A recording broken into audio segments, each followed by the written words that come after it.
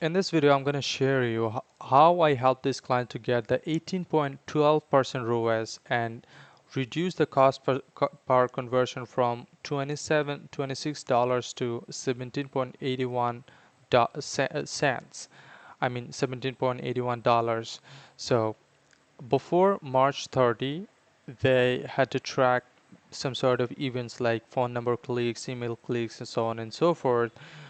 But after that, I took the ownership to set up the tracking for this business, and I have set this up as the primary goal, right? Primary goal.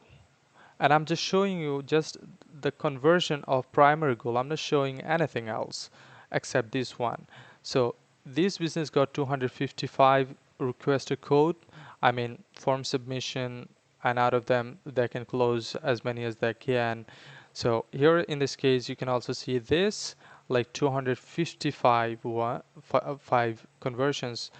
So their ROAS was, let me show you, their ROAS was like 0.39%, and after that it's increasing, and after um, you know it's decreasing, and finally over here 33.89% according to July 27.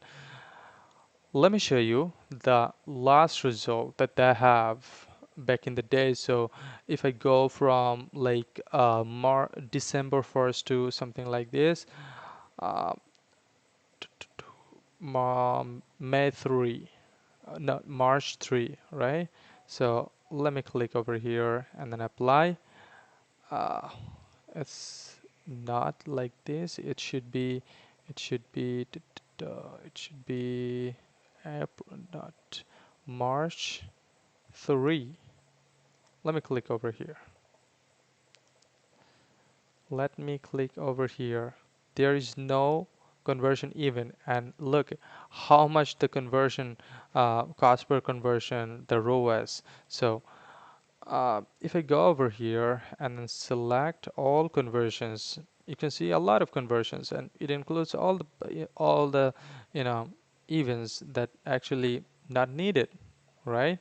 So a proper conversion tracking will help you a lot to make Google understand that who to show your ads, and you'll get you can go for smart bidding, and then your OS will increase and your cost per conversion will go down. So do not overlook the conversion tracking setup.